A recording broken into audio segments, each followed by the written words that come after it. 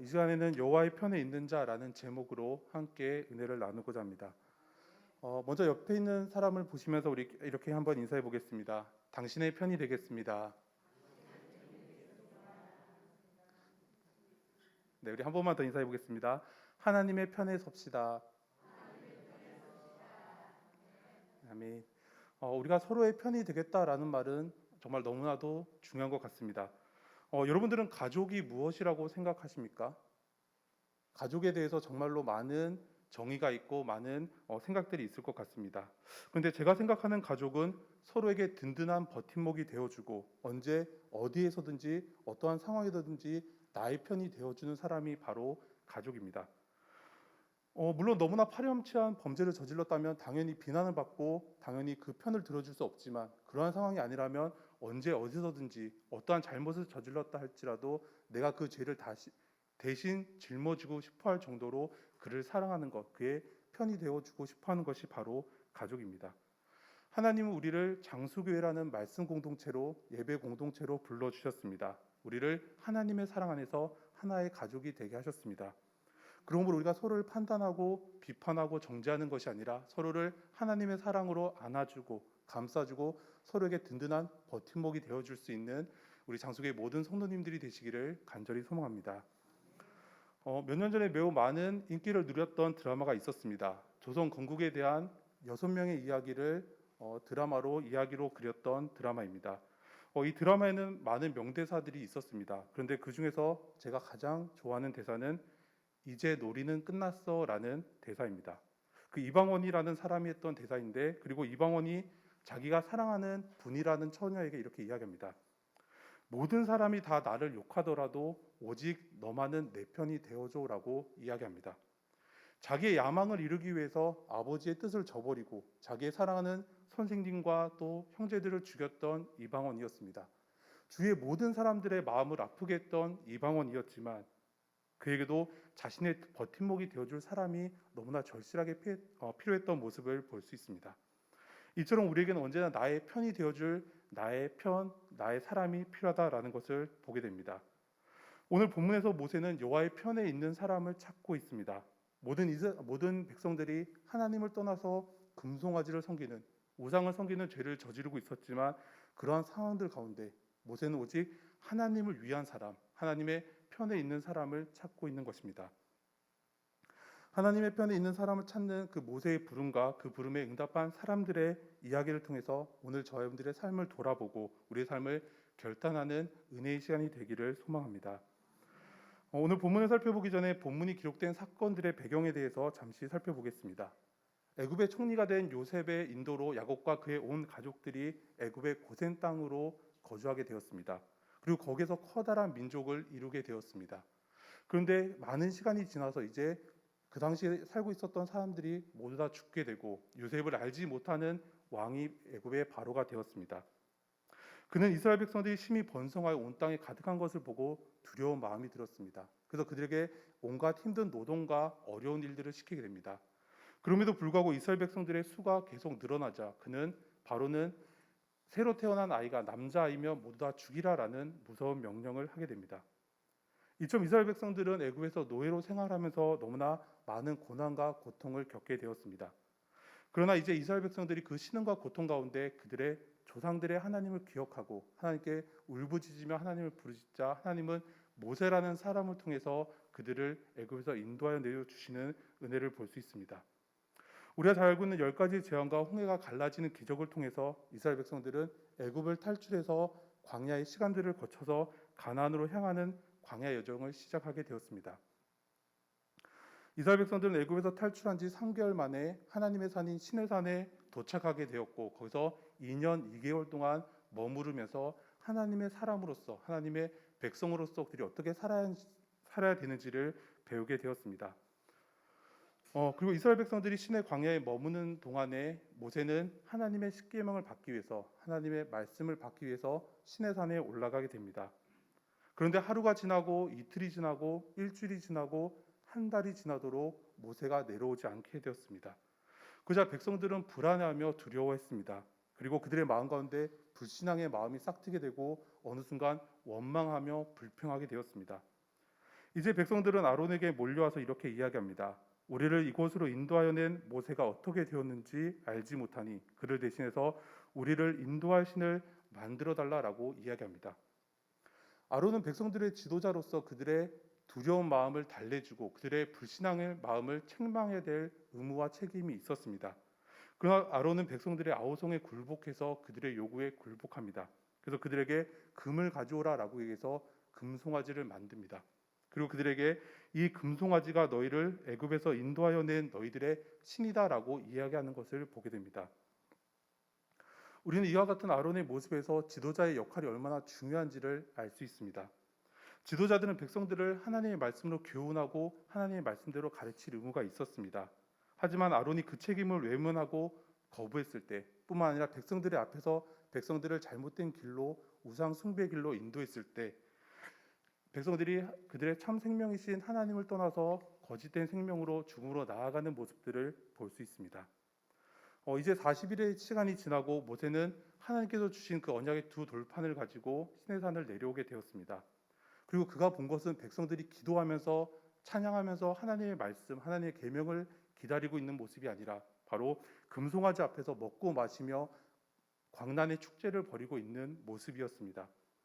이것을 본 모세는 분노를 참을 수가 없었습니다. 그래서 모세는 십계명이 쓰여진 언약의 두 돌판을 깨뜨리고 금송아지를 불살라서 가루로 만듭니다. 그 가루를 물에 타서 백성들에게 마시라라고 하는 모습을 보게 됩니다. 그리고 모세는 아론을 불러서 이래 자초지정을 물으면서 그를 책망하고 있습니다. 21절을 보면 모세가 아론에게 이르되 이 백성이 당신에게 어떻게 하였기에 당신이 그들을 큰 죄에 빠지게 하느냐라고 이야기합니다. 이 이야기에서 알 수 있는 것은 모세가 그 잘못을 백성들에게 묻는 것이 아니라 그들의 지도자인 아론에게 묻고 있다라는 것을 알 수 있습니다. 그러나 아론은 자신의 죄를 뉘우치지 않습니다. 자신의 잘못을 인정하지 않고 변명합니다. 그저 나는 금만 모았을 뿐이고 이 백성이 악하기 때문에 그들이 죄를 범한 것이다라고 이야기합니다. 내가 져야 될 책임을 내가 지는 것이 아니라 모두 다 백성에게 돌리고 있는 아론의 모습을 볼 수 있습니다. 우리가 잘 알고 있듯이 선악 사건 이후에 하나님께서 그 죄를 물으시자 아담이 하와에게 그 죄를 전가하고 하와가 그 죄를 뱀에게 전가합니다. 아론 역시 그의 책임을 자신이 지는 것이 아니라 백성들에게 돌리고 있는 것입니다. 그렇기 때문에 더욱더 큰 벌이 우리에게 임한다라는 것을 우리는 기억해야 합니다. 아담과 하와가 그들의 잘못을 인정하지 않았을 때 그들은 하나님께서 허락하신 에덴 동산에서 추방당하는 벌을 당하게 됩니다. 이제는 땀 흘려 일을 해야 됐고 아이를 낳는 해산의 고통을 겪게 되었습니다. 이것은 그들이 자신들의 죄를 인정하지 않았기 때문입니다. 마찬가지로 아론이 그의 죄를 인정하지 않고 계속해서 변명했을 때 그리고 백성들 중에 여전히 많은 사람들이 그들의 죄를 뉘우치지 않고 여전히 방자하게 행동했을 때 하나님께서 모세를 통해서 그들을 징계하시는 모습들을 볼 수 있습니다. 우리 영상을 통해서 25절 다시 한번 함께 한 목소리 읽겠습니다. 25절입니다. 시작. 모세가 본즉 백성이 방자하니 원수에게 조롱거리가 되게 하였음이라. 아멘. 여기서 방자하게 하여라는 말은 풀어놓다, 석방하다라는 의미를 가지고 있습니다. 동시에 벌거벗기다라는 의미를 가지고 있습니다. 다시 말해서 이스라엘 백성들이 이방 종교의 제사처럼 우상 앞에서 그 금송아지 앞에서 벌거벗고 매우 음란한 광란의 축제를 벌였다라는 것을 알 수 있습니다. 그리고 원수의 조롱거리가 되었다라는 말에서 여기서 원수는 애굽 사람들을 가리키는 것입니다. 이스라엘 백성들이 금송아지 앞에서 광란의 축제를 벌였다라는 것은 애굽 사람들이 볼 때 조롱거리가 되기에 너무나 충분했습니다. 왜냐하면 송아지는 애굽 사람들이 가장 중요하게 섬기던 우상 가운데 하나였기 때문입니다. 다시 말해서 우리의 신인 여호와를 섬기겠다라고 이야기하면서 출애굽한 이스라엘 백성들이 결국 광야에서 이것이 우리를 구원해낸 신이다라고 섬기며 절하는 신이 여호와 하나님이 아니라 바로 애굽 사람들의 신이었던 그 금송아지였다라는 것입니다. 그러므로 모세는 하나님의 영광이 이방인들에 의해서 조롱당할까 봐 그것을 너무나 염려하고 또한 그것에 대해서 분노하고 있는 것입니다. 이제 모세는 진문에 서서 백성들을 향해서 엄숙하고 단호하게 외칩니다. 우리 영상을 통해서 26절 다시 한번 한 목소리 읽겠습니다. 26절입니다. 시작. 이에 모세가 진문에 서서 이르되 누구든지 여호와의 편에 있는 자는 내게로 나아오라 하매 레위 자손이 다 모여 그에게로 가는지라. 누구든지 여호와의 편에 있는 자라는 이 모세의 말을 직역하면 여호와를 위한 자는 누구이냐, 누가 여호와를 위한 사람인가라는 뜻입니다. 다시 말해서 모세는 단순히 여호와를 위한 사람은 나오십시오라고 이야기하는 것이 아닙니다. 바로 누가 그런 사람인가, 누가 여호와를 위해서 헌신하는 사람인가라고 질문합니다.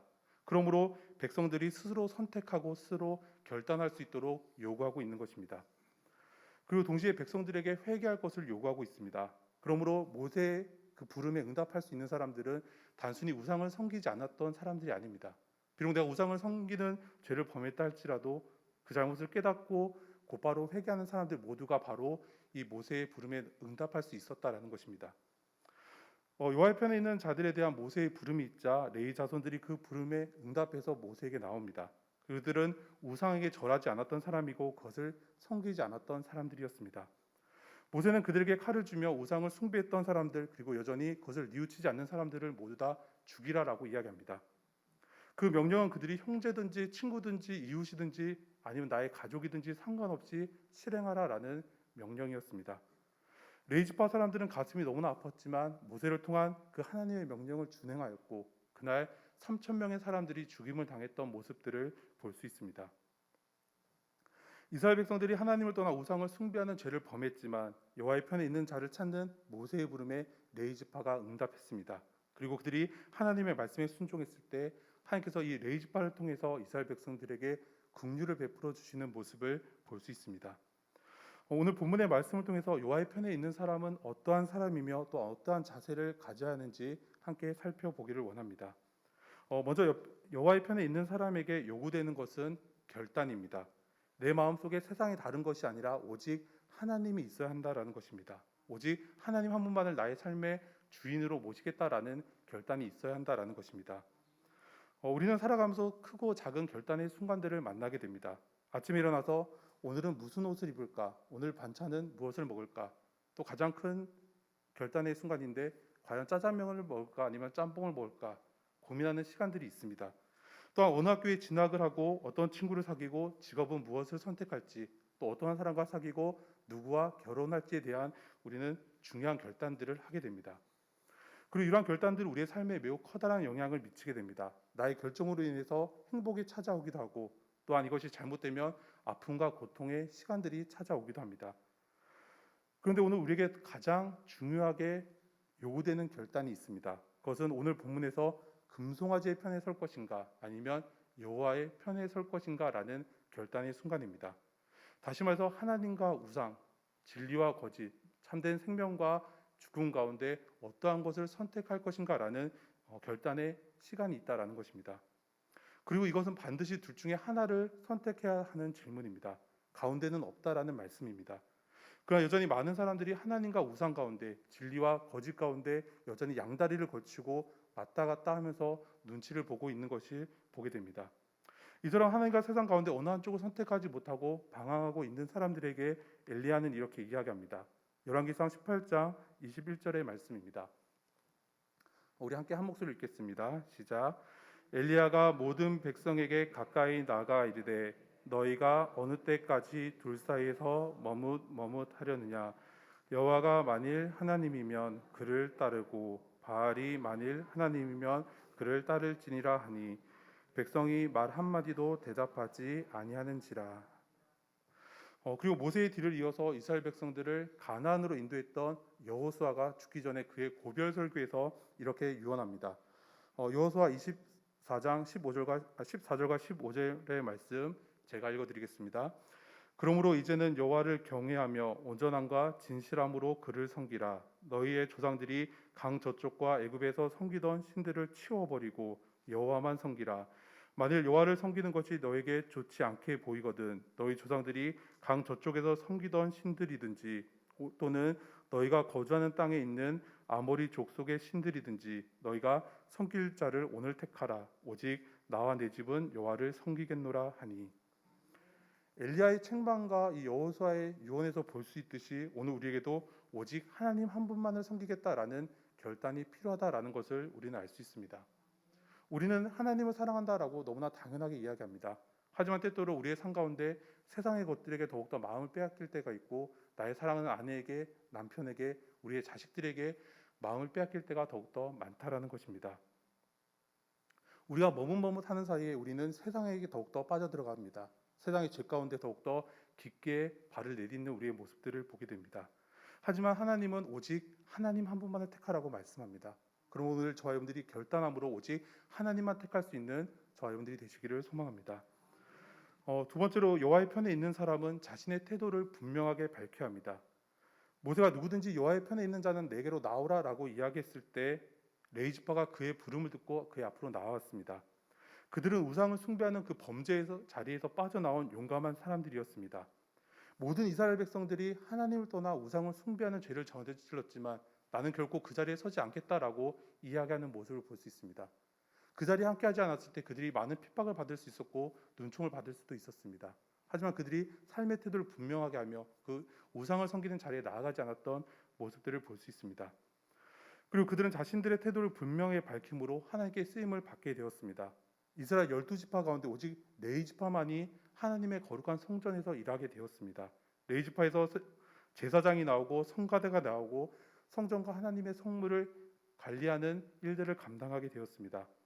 모두가 잘못된 길에 섰을 때 비록 그들은 소수에 불과했지만 나는 하나님의 편에 서 있습니다라고 당당하게 이야기했던 모습들을 볼 수 있습니다. 모세가 이스라엘 백성들을 향해서 하나님의 편에 있는 자는 내게로 나오라라고 이야기했던 것처럼 오늘 우리를 향해서 하나님의 편에 있는 자는 내게로 나오라라고 말씀하고 계시는 분이 있습니다. 그분은 바로 예수님입니다.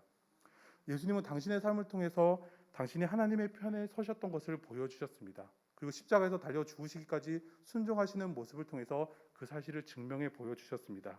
그리고 이제 우리를 향해서 하나님의 편에 있는 자는 누구든지 나에게 나아오고 나를 따라오라라고 말씀하십니다.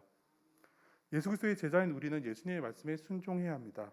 날마다 예수님께 나아가며 주님께서 걸으셨던 그 십자가의 길을 따라 걸어가야 합니다. 그럼 오늘 저와 여러분들을 통해서 우리의 이웃들에게 예수 그리스도의 사랑이 전해지고 예수 그리스도의 복음이 전해지는 귀한 사명을 감당하시는 저와 여러분들이 되시기를 소망합니다. 마지막으로 여호와의 편에 있는 사람에게 요구되는 것은 헌신입니다. 하나님의 편에 서기로 마음에 결단한 사람은 이 사실을 나의 삶으로 분명하게 드러내야 합니다. 또한 하나님의 나라를 위해서 헌신하는 삶을 살아야 합니다. 다시 말해서 하나님의 편이 된 사람은 나의 온 마음과 온 힘을 다해서 오직 하나님께 영광을 돌리는 삶을 살아야 한다라는 것입니다. 우리가 하나님의 편이라는 것은 우리가 하나님의 것이다라는 의미입니다. 그러므로 내가 하나님의 편에 있는 사람이라면 나는 나의 뜻과 나의 의지가 아니라 오직 하나님의 뜻에 맞는 삶을 살아야 한다라는 것입니다. 우리 영상을 통해서 27절 다시 한번 한 목소리로 읽겠습니다. 27절입니다. 시작. 모세가 그들에게 이르되 이스라엘의 하나님 여호와께서 이렇게 말씀하시기를 너희는 각각 허리에 칼을 차고 진 이문에서 저문까지 왕래하며 각 사람이 그 형제를 각 사람이 자기의 친구를 각 사람이 자기의 이웃을 죽이라 하셨느니라. 아멘. 레인들은 하나님의 명령에 따라서 자기의 형제들을, 친구들을, 이웃들을, 심지어 자신의 가족들을 죽여야 했습니다. 이것은 너무나 힘들고 가슴 아픈 너무나 괴로운 명령이었습니다. 하지만 그들이 하나님의 명령에 순종해서 우상을 섬기는 데 앞장섰던, 그리고 여전히 그 죄를 뉘우치지 않는 3,000명의 사람들을 죽이는 모습을 볼 수 있습니다. 이처럼 헌신이라는 것은 아무리 힘들고 어렵고 때로는 내가 따르기 싫은 말씀이라 할지라도 그것을 온전히 순종하는 것이 바로 헌신이다라는 것입니다. 그런데 오늘 우리는 너무나 쉽게 예수님을 믿으려고 합니다. 아무것도 희생하지를 원하지 않고 아무것도 헌신하지 않으려고 하는 나의 모습들을 바라보게 됩니다. 그러나 예수님께서 우리를 부르실 때 예수님 우리의 모든 것을 요구하십니다. 아브라함에게 너의 고향과 친척과 아버지의 집을 떠나라고 말씀하십니다. 그리고 내가 100세에 낳은 너의 그 사랑하는 아들, 단 하나밖에 없는 아들 이삭을 나에게 바치라라고 이야기합니다. 그리고 부자 청년에게는 그의 모든 재산을 팔아서 가난한 사람들에게 나눠주고 나를 따르라라고 요구하십니다. 이처럼 예수님 우리의 모든 것을 요구하시고 우리의 모든 것을 들여서 오직 하나님의 영광을 위해서 하나님의 나라를 위해서 살라고 말씀하십니다. 일제시대 때 수많은 사람들이 만주에 가서 독립군에 자원 입대를 했다라고 합니다. 그런데 아무나 독립군에 입대할 수 있는 것이 아니라 독립군에 입대하기 위해서 반드시 세 가지의 질문을 거쳤다라고 합니다. 그 질문은 이렇습니다. 먼저 총에 맞아 죽을 각오가 되어 있는가? 그럴 때 네라고 크게 대답을 해야 했다고 합니다. 그리고 두 번째로 굶어 죽을 각오가 되어 있는가? 세 번째로 얼어 죽을 각오가 되어 있는가? 이 이야기는 나라를 위한 싸움에서 너의 삶을 얼마나 헌신할 수 있는가라는 이야기입니다. 나라를 되찾기 위한 싸움에서 너를 얼마나 희생할 수 있는가를 물어보는 것입니다. 그렇다면 우리는 예수님을 따르면서 무엇을 희생해야 합니까? 우리는 무엇으로 헌신하는 삶을 살 수 있겠습니까? 마태복음 4장을 보면 베드로와 안드레 그리고 야고보와 요한이 예수님의 부르심을 듣고 예수님을 따르는 모습을 볼 수 있습니다. 4장 20절을 보면 그들이 곧 그물을 버려두고 예수를 따르니라. 22절에 그들이 곧 배와 아버지를 버려두고 예수를 따르니라라고 말씀합니다. 이 말씀 우리가 예수님을 따를 때 우리의 모든 것을 버리고 예수님을 따라야 한다라는 것을 말씀합니다. 우리는 예수님을 따를 때 우리의 배를 버리고 우리가 방금 잡은 물고기도 버리고 심지어 나의 사랑하는 아버지, 사랑하는 나의 아이까지도 버려야 한다라는 것을 이야기합니다. 그리고 온전히 나를 예수님께 드리며 예수님의 제자의 삶을 살라라고 이야기합니다. 사랑하는 성도 여러분, 이스라엘 백성들은 그들이 노예되었던 애굽에서 홍해에서 광야에서 그리고 신의 광야에서 하나님께서 그들을 얼마나 사랑하셨는지 하나님께서 그들을 통해서 얼마나 많은 일들을 하셨는지 보고 듣고 경험했습니다. 하나님의 놀라운 기적을 경험하면서 살아왔습니다. 하지만 그들은 하나님을 떠나 우상을 섬기는 죄를 저질렀습니다. 하나님께 날마다 은혜를 받아 살아가면서도 하나님을 배반하는 죄를 저지르는 것입니다. 마찬가지로 오늘 우리들도 나의 믿음이 크다라고 나는 하나님을 예배한다라고 이야기하지만 나는 하나님의 예수 그리스도의 제자라고 이야기하지만 우리들도 언제든지 예수님을 떠나서 우상에게로 예수님을 떠나서 언제든지 세상에게로 나아갈 수 있는 연약한 사람들이다라는 것입니다. 이처럼 연약하고 부족한 우리들에게 모세는 누구든지 여호와의 편에 있는 자는 내게로 나오라라고 이야기합니다. 그리스도인으로서 우리는 항상 하나님의 편에 서 있어야 합니다. 예수 그리스도를 통해서 우리는 하나님의 편에 설 수 있게 되었습니다. 그리스도인에게 하나님의 편이란 예수 그리스도 안에 있는 것입니다. 왜냐 우리가 예수님 안에 있을 때만 오직 하나님께로 나아갈 수 있기 때문입니다. 그러므로 오직 예수님 한 분만을 따르기로 결단하고 이 사실을 나의 삶으로 드러내며 오직 예수님께만 헌신하고 순종하는 저희들에게 하고 복된 믿음이 되시기를 간절히 소망합니다.